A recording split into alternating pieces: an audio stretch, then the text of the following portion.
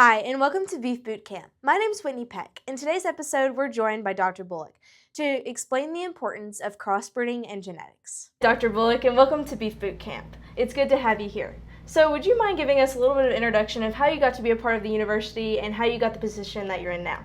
I will. Thanks for having me, Whitney. Yeah. It's a pleasure to be here. So I started out in Central Florida, is where I grew up, on a cow-calf operation, and we grew watermelons, which is a little unusual for a lot of people in Kentucky. Everybody in Kentucky dealt with tobacco. We had watermelons. And so went to undergraduate at Auburn University and worked for a couple of years for them afterwards as a herdsman of one of their beef herds. Went back to graduate school at both Auburn and University of Georgia, and when I got out, there happened to be a position open at the University of Kentucky, and so I was fortunate to get that position. I've now been here 33 years, so as a beef cattle specialist, primarily dealing with genetics. Nice, okay. So my first question in our series here is, what do you look for when you're buying a bull for the first time? Okay. When we start thinking about buying a bull, it is the first thing, and you're going to be taking my class, so you're going to know this, is we have to think about crossbreeding. Okay. Crossbreeding is one of the most critical things and important things we can do from a genetic standpoint to help our herd out. Primarily, it's going to really help us out with our reproduction, getting more cows bred, getting more calves weaned, those types of things. And so, so the first thing is just make sure that we have at least a good crossbreeding program. We don't have to maximize it. Even just getting a couple of breeds of bulls that you switch between every 3 or 4 years works pretty good. Okay, so that's the first step, is kind of getting that breed choice. Then beyond that, we have to think about selection. So crossbreeding and selection, those are the two things that we can do to improve genetics, okay? So on the selection side of things, that's things like culling cows, heifer retention, and of course, buying that bull. Right. So when you talked about culling cows, what's something that you look for? And this is beginner beef farmer, so you know what a good cow looks like, but what's something that you look for when you go to start the culling process? Okay, it usually defines itself pretty easily, because the number one reason we cull a cow is because she didn't get pregnant. Right. Okay, and so so that's a good first step. Now, so if we have an open cow, that would be an obvious reason. All right. So now I'm going to tell you though that if your cows are open, it's probably not their fault, so that needs to trigger something. So if we have a high percentage, particularly that are open, then we need to think about making some management changes, hopefully to improve that. Okay. Beyond that, we have other things that are a little bit out of our control, and that would be things like injury. They come up limping. Their udder gets damaged or something. They have eye problems. Something like that might be a reason. Really kind of far down the list. It's unfortunate, but culling one because she's not a good mother is typically sort of towards the bottom. But of course that would be the case too. And particularly if she consistently does not have a good performing calf, then we would want to consider culling those as well. Okay, so you mentioned an open cow. Will you talk a little bit about the importance of a calving season? Absolutely, because it's hard to know that we have open cows if we don't have a calving season. And so that's one of the number one reasons that we do want to have a confined calving season. All right? So you have a confined breeding season, which leads to a confined calving season. Okay, so one of them is so that we know those females that aren't reproductive, so we can cull them, right? That's a really good reason. There's some other extremely practical reasons. When we do that, we have a lot of calves that are about the same age, that are born about the same time, so they're the same age, so we can wean them at the same time, sell them at the same time, which gives us bigger groups to sell. It's clear evidence, and Dr. Burdine did some research a few years back, in Dr. Hallich, where they clearly showed that if we can just go from selling single calves to just a group of 5, that it greatly improves the price we get on those calves. So just having, even with these new farmers that might be small, you know, if they can put 4 or 5 calves together, it's going to improve the price that they get versus just a single. Okay, and so that's an important reason. The other is it's way easier to keep control over them. They're all calving at the same time, so you can watch them closer, so that you can help. It helps with your health program. You give them the vaccinations all at the same time and all. So those are some of the key points. So we hear about like a fall calving season and a spring calving season. Would you say that one is better than the other, or are they both equal? I'm going to be the politician and say it depends on your circumstances, but that really is true. Because some people, it works way better for one versus the other. So some differences, though, is if you have a spring calving season, then that's more traditional, right? And so we breed them usually around May into June and all. The problem is we're dealing against the heat. So when it gets really hot, particularly with our fescue, it's hard to get some of those cows pregnant as we start getting into summer, okay? But ideally, then they calve, though, in February, March, which is when the grass comes. So that's why we've historically have done that. But that's just what you're up against. The other part of that, though, is what happens in February and March. It's pretty rainy then, right? So we deal with a lot of mud and everything else. So, but in terms of fitting the grazing and forages that we have, that's kind of the ideal framework. For folks that fall calve, what they have to be aware of is now you have your calves coming into the fall, so they're going to be nursing through the winter. So we have to have a good supply of winter nutrition for our cows in that situation, because, of course, nursing increases their energy demands, and so we have to have that good stored feeds to be able to feed them.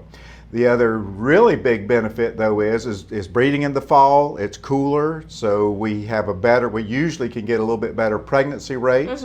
Calves actually come a little easier. We don't have as much calving difficulty with fall calving herds. And a big one is now we're selling weaned calves in the spring, which is a higher market than when everybody's trying to sell theirs in the fall. Okay, nice. So if we're going to backtrack a little bit, we had mentioned a little bit about our heifer and our 2-year heifer. Talk a little bit about heifer retention and taking care of those heifers. Okay, so I think an important thing, and particularly for new farmers who might not be aware, a lot of times, and even our seasoned farmers could learn a little bit here, because often once they have had that first calf, they say, okay, now she's a cow. And so they put her with the rest of the herd, at that point in time. So everybody does kind of do a good job of developing their heifers separately and getting them up so that they get pregnant and are able to have that first calf. But we really need to take a little bit of good care of them after they have that first calf. Give them a little more attention, a little better nutrition than the rest of the general herd, because they are young. They're still growing. Now they're nursing. You're trying to take on all these responsibilities, and we're asking them to get pregnant again. Right. And so we got to take a little bit better care of those first calf heifers. Once they have that first calf, so don't just kick them out with the rest of the herd right away. Let's develop them and then take care of them on through to that they get pregnant that second time. Okay, so let's say if we were looking to buy a replacement heifer, what are some things that we would look for? Once again, I would kind of look for good crossbred calves. So that would be the first thing is if I can get those crossbred females, then I know I've got, I'm ahead of the game to start with. Okay. Then we need to look at some things like structure. They need to be able to, walk good and things like that. We are in the beef business. We'd like them to have some muscling, right? And some. A lot of your work with the university is also with EPDs. So would you mind just kind of giving us a basic rundown of what do you look for when you're looking for EPD? So expected progeny differences, EPDs, is what we're talking about. And so this goes back to that we talked about, we've already talked about culling cows, selecting heifers. So now we're talking more about buying the bull. Right. Once we've decided on the breed, now the best tool that we have to find that good bull, first of all, we have to make sure, just like with our heifers, that they have good structure and all those things, because we don't really have good EPDs for overall structure and some of those traits. So we still need to look for those characteristics. But then for production traits, like how fast they're going to grow, how easy are they going to calve, all that, that's where EPDs really help us out. So what they are is it's basically a measure of the genetic merit of that bull for those traits. All right, is he a calving ease bull? Is he a high growth bull? What are some of the characteristics of that bull? And so a simple way to put it is just to give an example. Okay, so we have weaning weight. is usually the growth trait that we're interested Okay. in for a lot of beef producers. And so for weaning weight, if we have two bulls, let's say one's has a weaning weight EPD of 40, the other one is 30. Okay. So the one with 40, what that means is he's going to put on about 10 more pounds of weaning weight growth on those calves compared to the 30. Okay? And so just the difference in the EPDs is the expected difference we would see in their calves for that trait. Talked about EPDs. Now, what are some things that you would look for when you're evaluating your cow herd? Okay, when we evaluate the cow herd to kind of think about that selection process, there's a few important things. One of the big ones that we have found is I think the cows are getting too big. And so mature cow weight to me is really an important factor. And the reason is because yes, bigger cows tend to have bigger calves, but what producers need to understand is that they also cost more to keep because bigger cows have greater nutritional requirements. And so even though when you ask a lot of our beef producers today how big their cows are, they'll say, 12, 1,300 pounds. You put them across the scale, they're about 1,500, 1,600 pounds. And so we need to make sure that we kind of know what the size of our cows are so that we really know what their nutritional requirements are. Because if we miss that, if we don't provide them enough nutrition, the first trait that fails is reproduction.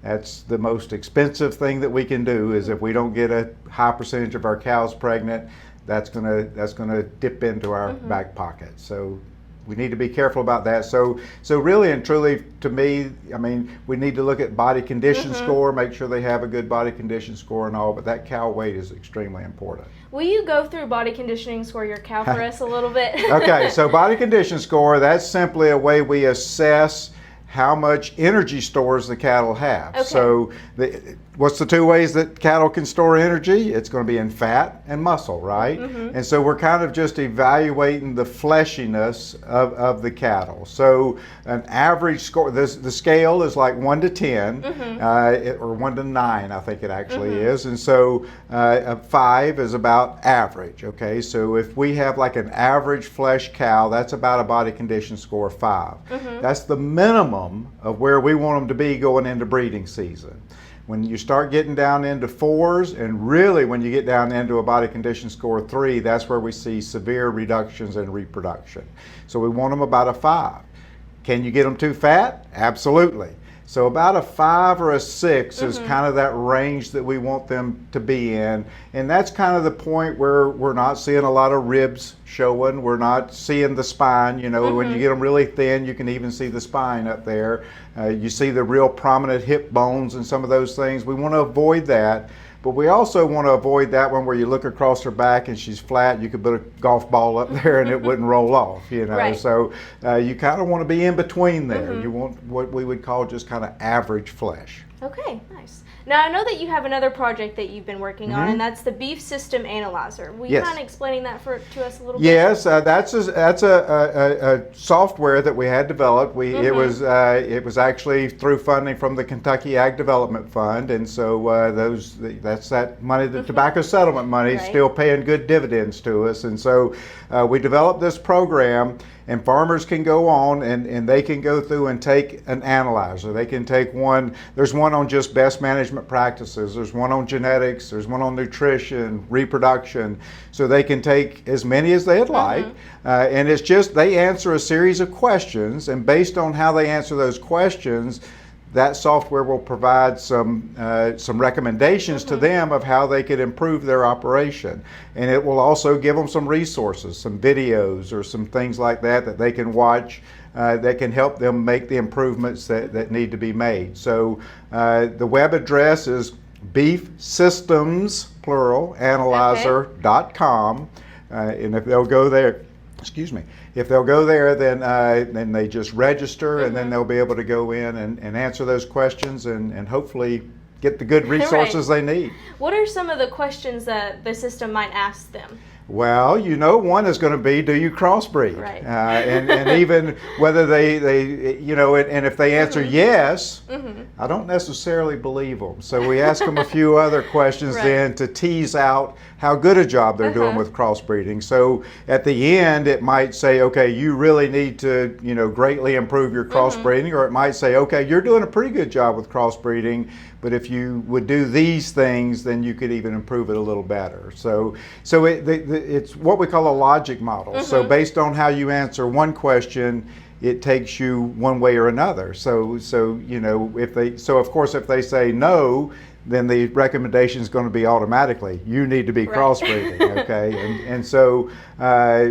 with that, so it walks them through. We don't, at the end of the day, they're not going to get 15 or 16 recommendations. We have it set up to where once they get 4 or 5 recommendations, it tells them those. We would like them to go implement those, then come back and start over, and then they'll get a new set of recommendations. Well, sounds very useful to a beginning farmer. I think so. Dr. Bullock, thank you for joining us today. Enjoyed it, Whitney. Thanks for having me. Thank you for watching this episode of Beef Bootcamp.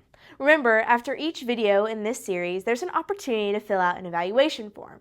For every evaluation form that you fill out, your name will be put in a drawing to win a portable Blackstone grill. The deadline for that drawing is July 18th. If you fill out all the evaluation forms in the series, and there are 6 of them in this Beef Bootcamp series, you will automatically be receiving a UK Extension sorting flag. Thank you for watching.